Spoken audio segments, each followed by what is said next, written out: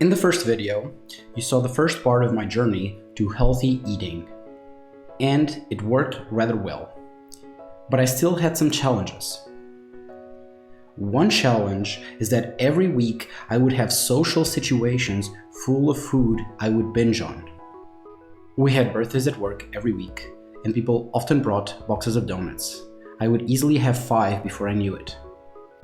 Also, we had beer o'clock hours on Friday afternoon, where there were always potato chips. At first, I told myself I would eat mindfully and in moderation. That doesn't work.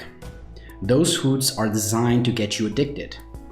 The slogan of Lay's potato chips, "Bet you can't eat just one," gave me the clue I needed to get over my addiction.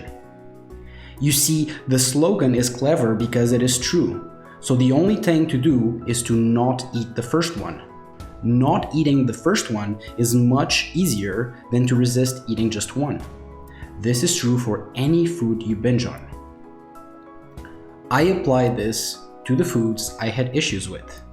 In my case, these were donuts and potato chips.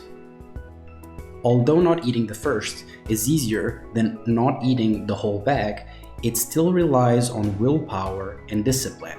And, if you recall, we want to reduce that as much as possible. So how can we do that? First, delay eating the food by 10 minutes and ride the wave. When you crave a certain food, you have the illusion that that feeling will last, but it won't. Make a deal with yourself. You will delay eating the food by 10 minutes. In the meantime, you will eat something else that is healthier and you like. For example, nuts.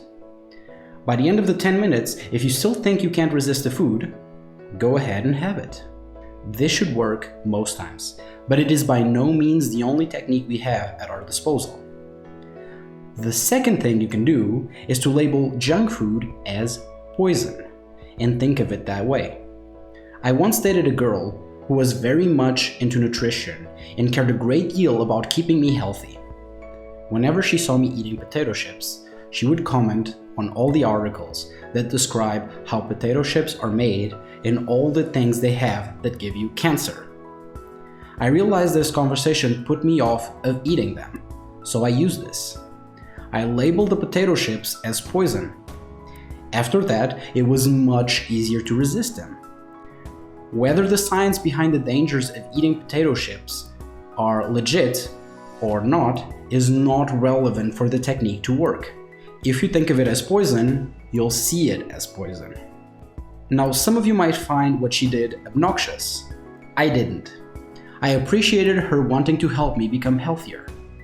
I'm not recommending you label everything as poison and live like a monk. What I'm saying, however, is that if there is one food you decided you want to stop eating, you can use this technique.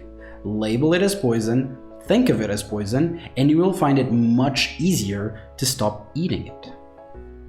I already alluded to the third technique you can use to get over binge eating junk food, and that is to replace it with something healthier. Allow yourself to eat more of something else that is healthier. For example, nuts, almonds, peanuts, cashews, chestnuts, and so on. Now, nuts are high calorie, but they have several advantages. They are very filling, so they will suppress your appetite and help you to not overeat during the day. They are generally healthy and they are great sources of energy. Nuts are just an example. You can put here anything you like that is healthy and you won't overeat, like salads, sweet potatoes, oats, and so on. There is a second part to this. You should experiment continuously with making this food tastier and more convenient. You want to remove any obstacles you have to eating this healthy food, and you want to enjoy it. Learn to make healthy and tasty salads and smoothies, for example. Don't add sugar to your smoothie, add fruit. Keep experimenting to find things you like.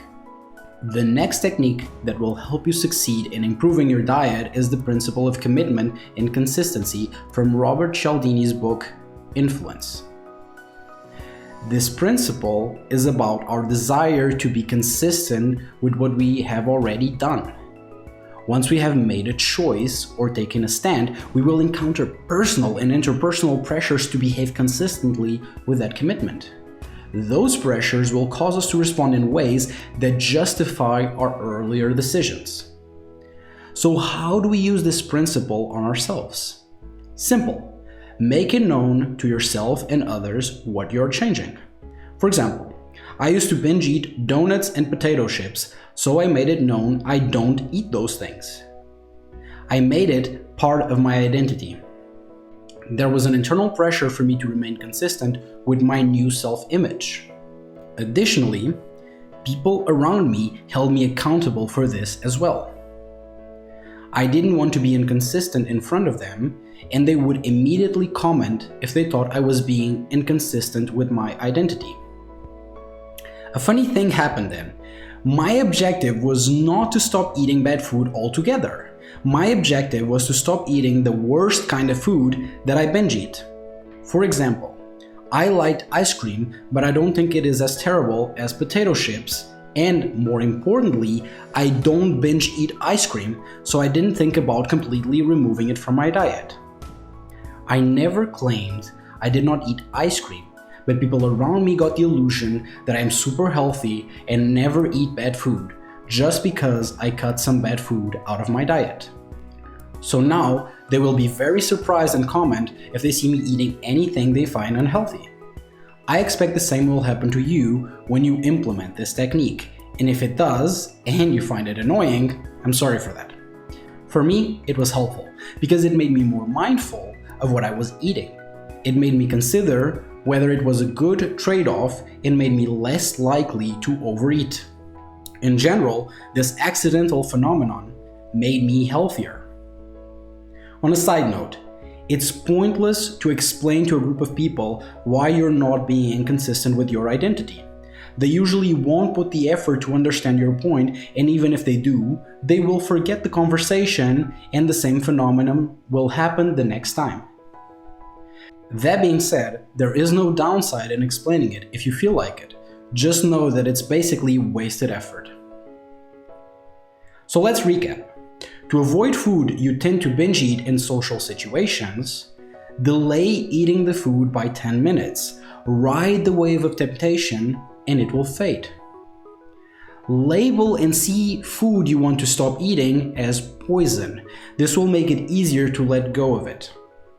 Replace your unhealthy choices with better ones that you also like. Experiment every day on how to make healthy food tastier and more convenient to you. Make use of the principle of commitment and consistency to build your identity around the change you want to make. Here's a challenge. Think of one food you want to stop overeating and do some research on disadvantages of eating that food. Think of it and label it as poison in your mind. On top of that, make a choice of a healthier alternative you will replace that food with the next time you feel a craving. I suggest you make it something very convenient, ideally something you don't have to prepare, like nuts or bananas. You want to remove any friction to the new habit you're trying to build.